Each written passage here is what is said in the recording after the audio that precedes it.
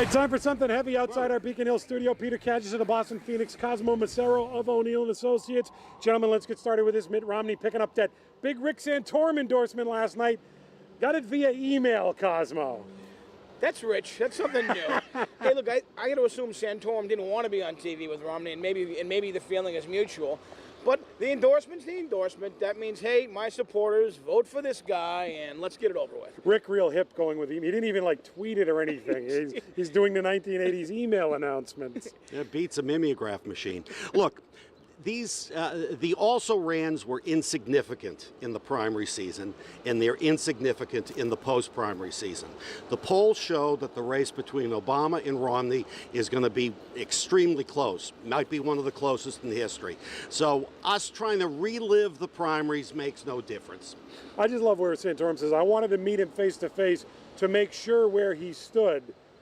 Get back out to us, because we don't know where he stands, listen, number one. Number two, what does Romney care? The most significant story in the Republican Party is that Ron Paul continues to rack up delegates. Plus, you missed my pun. What does Romney care?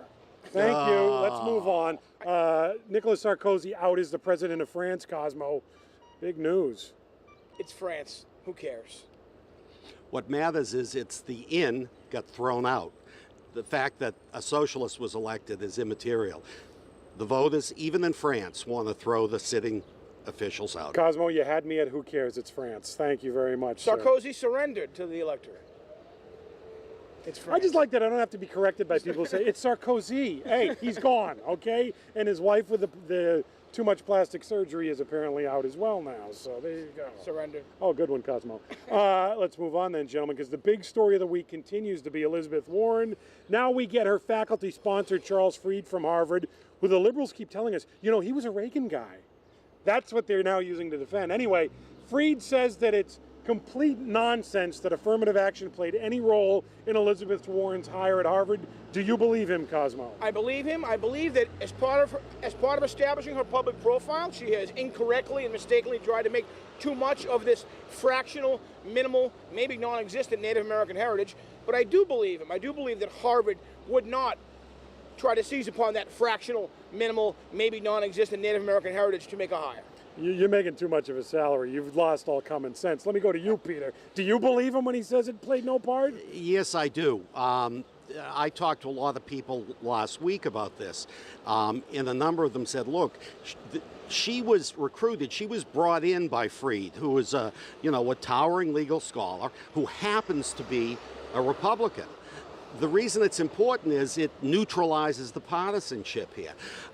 Look, she has not handled this well, but this has also been blown out of proportion. And the lesson here is that Harvard should knock off this diversity baloney. Let me ask you a two-part question here. Number one, do either of you hold any credit stock in the stat that of the roughly 100 law professors at Harvard, only one did not graduate from a top 10 law school? And gee, who does it turn out to be, Cosmo? The one who's allegedly Cherokee. Yeah, but I don't make the next connection that it's because of that, again, almost non-existent or maybe non-existent heritage that they made that. No, pick. look, that statistic is important because it shows that, she's a blue-collar person who did not come from the Ivy League, who was so smart that she's teaching in the Ivy League.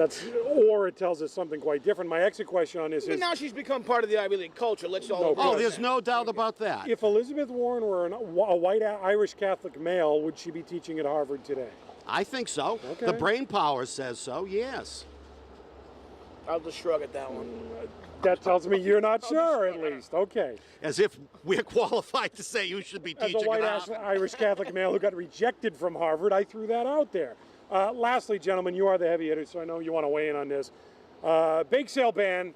Yes, so we find out now that the state has ordered public schools to no longer have bake sales for fundraising. You both have kids in public schools here in the Commonwealth. What's your stomach telling you on this one, Cosmo? I think it's pretty silly. I think, and I understand because there's an obesity epidemic among the young, that They need to address that with nutrition in schools and education. Perhaps among the middle-aged as well.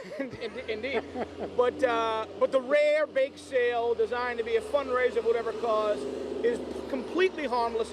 And it's even harmless as a bad example. It's not a bad example. It's an occasional thing. Quickly, Peter, if your son comes home and tries to sell you Please. apples to raise money for the band. No, but I'll buy a brownie. This is pointy-headed bureaucrats raging out of control. Well said, my friend. Peter Kadges of the Phoenix, Cosmo Macero of O'Neill & Associates. They're the heavy hitters. Meantime, the Fox 25 News at 8 starts right now.